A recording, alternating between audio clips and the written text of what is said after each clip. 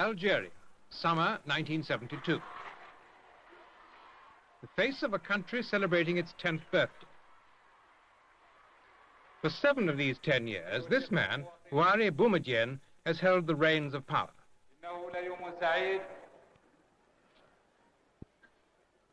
His domain defies precise labeling, an Arab nation, yet far removed from the Central Arab bloc. In parts, highly modernized, yet devotedly anti-colonialist.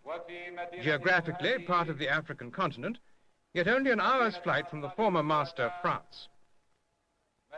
It's this mixture of contrast and paradox that Boumédiene must hold together as he strives to modernize Algeria and consolidate her world position.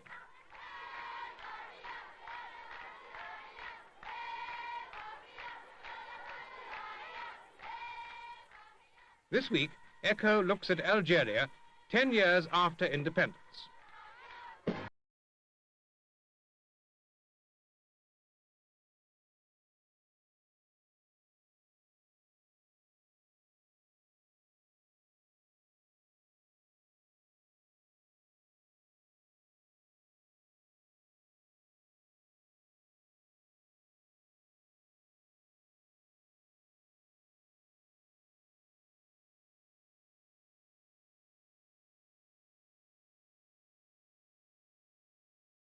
In 1962, when de Gaulle made peace with the Algerian insurgents, the French took with them civil servants, doctors, lawyers, and engineers.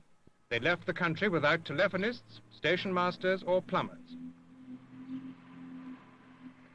The new tower blocks of Algiers suggest, superficially, a remarkable recovery from this situation. True, Algeria under Boumédiene has advanced far since the early anarchic days under Ben Bella. The giddy idealism of 1962 has given way to Boumédiene's own style of pragmatism.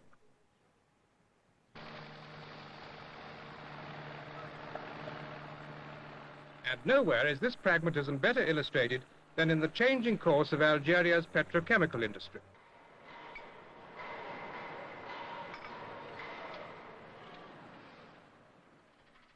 True, Boumédiene took the foreign oil companies under state control last year, but this gesture to socialism is nicely balanced by other steps in the same field. Over the next 25 years, Algeria has contracted to supply natural gas to the eastern United States, bringing in a foreign revenue of between $50 and $75,000 million.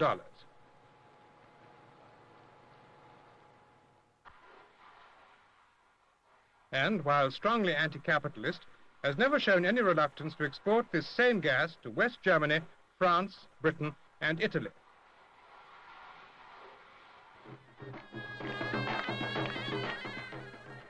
And on the political front, while preaching an amalgam of Islam and socialism, Boumédiene has taken politics out of national life. The sole political party, the FLN, has not held a full Congress in 8 years. The flamboyant Marxism of the country's first president, Ben Bella, is now only a distant memory to most. Rolls of parchment, the key to Boumédiene's way of doing things on the land.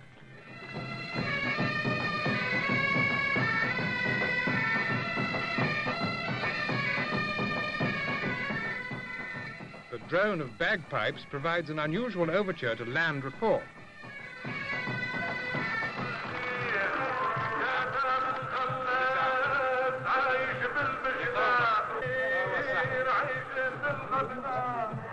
بلهوان أحمد بن عمار جناتي أحمد بن عمار.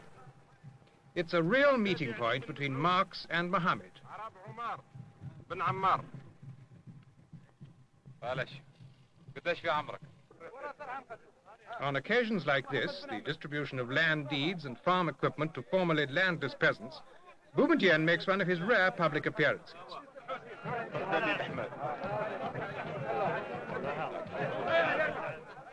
Behind the face of the statesman, a shy, rather austere, but not unfriendly man.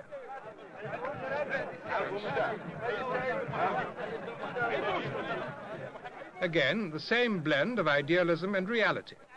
The peasants now own the land they used to work for others. But instead of working for a remote government agency, they will be working in a cooperative, self-ruling along Yugoslav lines. But even important reforms and innovations like this don't give the real key to Algeria's planned future. The agricultural growth rate is set at 3%. While growth in the industrial sector is a projected 15.5%. This is what Boumédienne really wants, to turn Algeria into a modern industrial nation run along socialist lines, with the heavy industries taking precedence over all other sectors of the economy.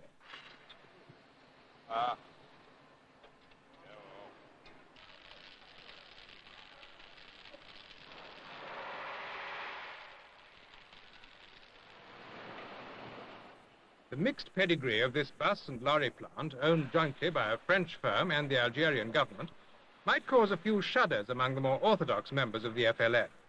But Boumédienne knows that dogma and development often make poor bedfellows. His aim is to develop industry, so he takes help from whichever quarter it's offered, without selling out to foreign domination.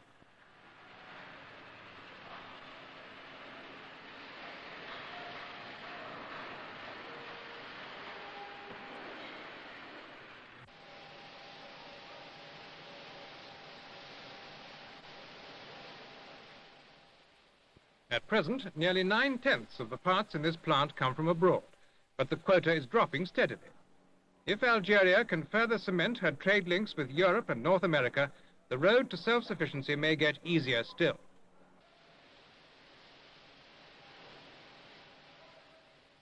There are still some stumbling blocks to greater international cooperation. And the best publicized of them land here at Algiers airport.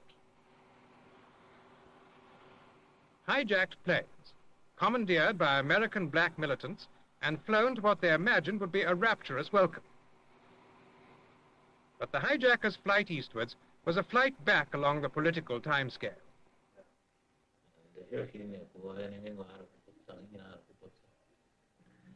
Once the enfant terrible of Africa, Algeria now acts with a newfound responsibility, returning ransom money and now, significantly, taking a hard look at the emigre groups who found shelter and support there.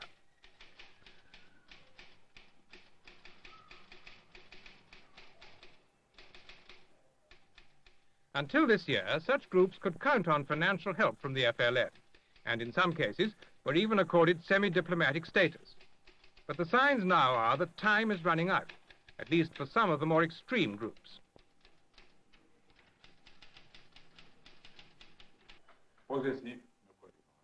Government unease at the presence of the minuscule American Black Panther Party has been heightened by two events in particular. A letter from Eldridge Cleaver to President Boumédienne charging him with lack of revolutionary zeal, and Cleaver's rather dubious attachments with a series of local Algerian girls.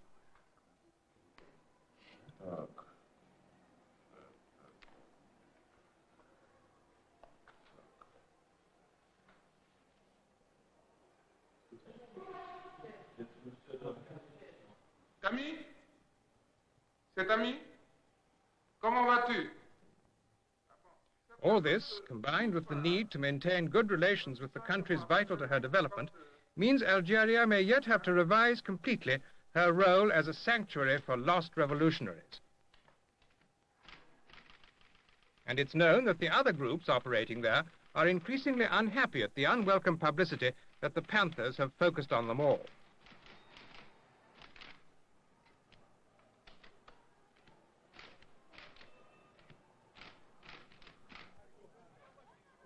Algerians generally are beginning to realize that they face more urgent tasks than playing keeper of the world's revolutionary conscience. Despite a crash program, illiteracy still runs at nearly 80%, unemployment at around 15%. Algeria is luckier than many of its North African neighbors, with its vast oil, gas, and mineral deposits, and in having a relatively stable, though authoritarian government to guide it towards its goals.